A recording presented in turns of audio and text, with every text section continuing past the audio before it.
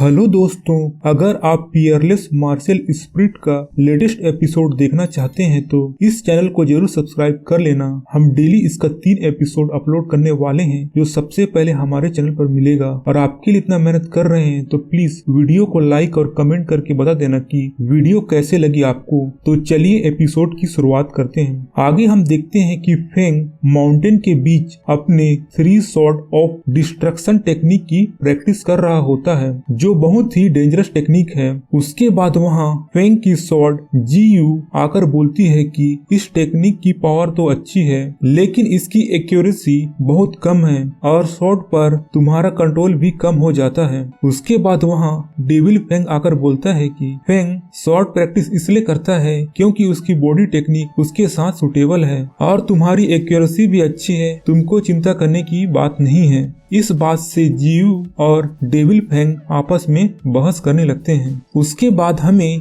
एक बंदा दिखता है जो फेंग की तरफ आ रहा होता है। जीयू बताती है कि यहाँ कोई आ रहा है और फेंग वहाँ से गायब हो जाता है। आगे वह बंदा बोलता है कि लगता है सीनियर फेंग का घर यहीं आसपास है। उसके बाद वहाँ फेंग आ जाता है और उसके गर्दन पर अपना स्वॉर्ड रखकर बोलता है कि तुम कौन हो और तुम्हें किसने भेजा है। आगे वह बंदा बोलता है कि मैं यहाँ आपको कुछ बताने आया हूँ। एल्डर सुन आपके मास्टर की कब्र की खुदाई कर रहे हैं। इस पर फेंग बोलता है कि मैं तुम्हारी बातों पर क्यों विश्वास करूँ।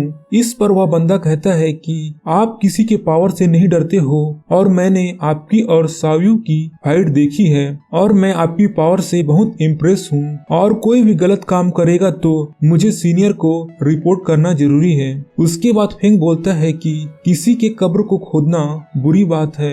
एल्डर सुन जू ऐसा करने की हिम्मत कैसे कर सकते हैं और मैं आखिरी बार तुमसे पूछता हूँ कि तुम्हें किसने भेजा है। और अपने स्वॉर्ड में इलेक्ट्रिक पावर को एक्टिवेट कर देता है। यह देखकर वह बंदा बोलता है कि अगर मैं यहाँ मर भी जाऊँ तो मुझे कोई दुख नहीं होगा लेकिन मैं बुरे लोगों को मास्टर की कब्र को खोदते हुए नहीं देख सकता और इसके लिए मैं चुप नहीं रहूंगा। और इसके बाद फेंग मास्टर की कब्र की ओर चला जाता है। उसके बाद हमें मास्टर की कब्र का सीन दिखाया जाता है जहां एल्डर सुनजू और उसका बेटा मास्टर की कब्र को खोदने के लिए बोल रहे होते हैं। आगे एल्डर सुनजू बोलते हैं कि अब हमें पता है कि ग्रैंडपा साव्यू को भी फेंग से लड़ने में काफी प्रॉब्लम होती है और हमें जल्द से जल्द पता करना होगा कि मास्टर किंग यू ने फेंग के लिए क्या छोड़ा है। और उसके बाद हमें जंगल में एक बंदा दिखाई देता है जो फेंग को वहां से जाते देखकर अपने हाथों में स्क्रोल से मैजिक करके एल्डर सुनजू को बता देता है कि फेंग वहां आ रहा है। उसके बाद वे लोग मास्टर किंग यू के कब्र को खोद कर देखते हैं तो उन्हें पता चलता है कि उनके कब्र में तो उनकी बॉडी नहीं है। यह देखकर वे सब चौंक जाते हैं। आगे एल्डर सुनजू बोलते हैं कि यह कैसे पॉसिबल हो सकता है, हमें तो बताया गया था कि किंग यू मर चुके हैं लेकिन अगर वे मर चुके हैं तो उनकी बॉडी कहाँ है। उसके बाद जंगल वाले बंदे का भेजा हुआ मैसेज मिलता है। उसको देखकर एल्डर सुनजू बोलते हैं कि फेंग यहाँ आ रहा है, जल्द से जल्द इस कब्र को पहले जैसा बना दो। और फेंग के वहाँ पहुँचने पर हम देखते हैं कि वे लोग कब्र के सामने प्रेयर करने का नाटक कर रहे होते हैं। फेंग आगे जाकर बोलता है कि तुम्हारी हिम्मत कैसे हुई मेरे मास्टर के कब्र को खोदने की। इस पर एल्डर सुनजू बोलते हैं कि हम तो यहाँ बस प्रेयर करने आए थे और कब्र की सफाई कर रहे हैं क्योंकि तुम हमेशा ही किसी कारण से बिजी रहते हो और तुम हमें ही इसके लिए डांट रहे हो। इसके बाद फेंग बोलता है कि सही या गलत वह तो मैं तुम्हारी सोल से पता कर लूंगा। अगर तुम लोगों ने मेरे मास्टर के कब्र को खोदा तो मैं तुम सबको मार दूंगा और सेक्ट भी मुझे इसमें रोक नहीं पाएगा। यह सब सुनकर एल्डर सुनजू का बेटा बोलता है कि मेरी आंट जेन जल्द ही यहाँ आने वाली है। वह इनर सेक्ट की एल्डर है और उसके रहते तुम हमें छू भी नहीं सकते हो। यह सुनकर फेंग बोलता है कि क्या हुआ अगर वह एल्डर है, अगर मेरे मास्टर की कब्र से हेवन और अर्थ का ट्रेजर लेने वाले को मैं माफ नहीं करूंगा। आगे एल्डर सुनजू का बेटा गलती से बोल देता है कि तुम यह क्या बकवास कर रहे हो, उनकी कब्र में तो एक हड्डी भी नहीं है और तुम हेवन और अर्थ के ट्रेजर की बात करते हो। यह बात सुनकर सभी लोग डर जाते जाते हैं। आगे फेंग गुस्से से उसका गर्दन को पकड़कर जमीन में पटक देता है और बोलता है कि यह सच है, तुम लोगों ने मेरे मास्टर की कब्र को खोदा था, और उसे माफी मांगने के लिए बोलता है। यह सुनकर सुंजू का बेटा बोलता है कि माफी किससे मांगू, कब्र तो खाली है। अब हमें पता चल गया कि तुम और तुम्हारे मास्टर सभी को बेवकूफ बना रहे थे। अब मेरी आंटी सॉल सर्चिंग टेक्निक से पता करेगी कि तुम्हारे मास्टर कहाँ छुपे हैं और उन्हें मार देंगे। इस बात से फेंग गुस्सा होकर उस पर अटैक करता है। यह देखकर एल्डर सुंजू बोलते हैं कि बात को बढ़ाने की जरूरत नहीं है, तुम छोटी सी बात के लिए इतना नाटक कर रहे हो। और फेंग फिर उसके बेटे पर अटैक करता है, जिससे उसकी कल्टीवेशन पावर डिस्ट्रॉय हो जाती है। यह देखकर एल्डर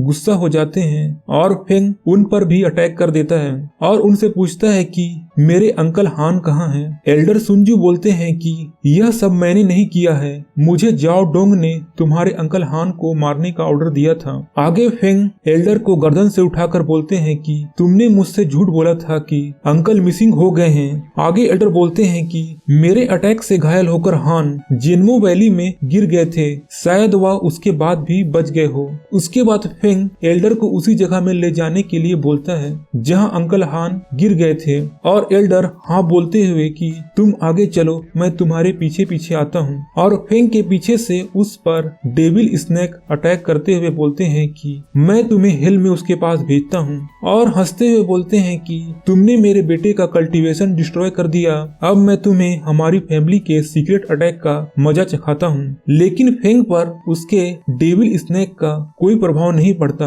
और फेंग उल्टा एल्डर पर अटैक कर देता है। यह देखकर एल्डर सुंजू बोलते हैं कि डिवाइन गेट रेल्म लेवल 4 के अटैक को तुम कैसे रोक सकते हो। उसके बाद फेंग अपना इलेक्ट्रिक स्वॉर्ड अटैक करता है, जिससे एल्डर सुंजू वही ढेर हो जाते हैं। उसके बाद एल्डर को डिफीट हुआ देखकर वहां खड़े बाकी लोग बोलते हैं कि हमें एल्डर ने धमकी देकर यह सब करवाया है, हमें आज के बारे में कुछ भी नहीं पता, प्लीज हमें माफ कर दीजिए। उसके बाद फेंग बोलता है कि मुझे तुम लोगों पर भरोसा है, और एल्डर सुंजू और उसके बेटे को वहां से ले जाने के लिए बोलते हैं। आगे फेंग उनके कब्र के सामने बैठकर बोलता है कि अंकल हान भी चले गए, अब मैं जेनमो वैली जाकर पता करूंगा। और इसी के साथ यह एपिसोड यहीं खत्म हो जाता है। तो दोस्तों, वीडियो पसंद आती है तो चैनल को जरूर सब्सक्राइब कर लेना। मैं मिलता हूँ एक नई वीडियो के साथ।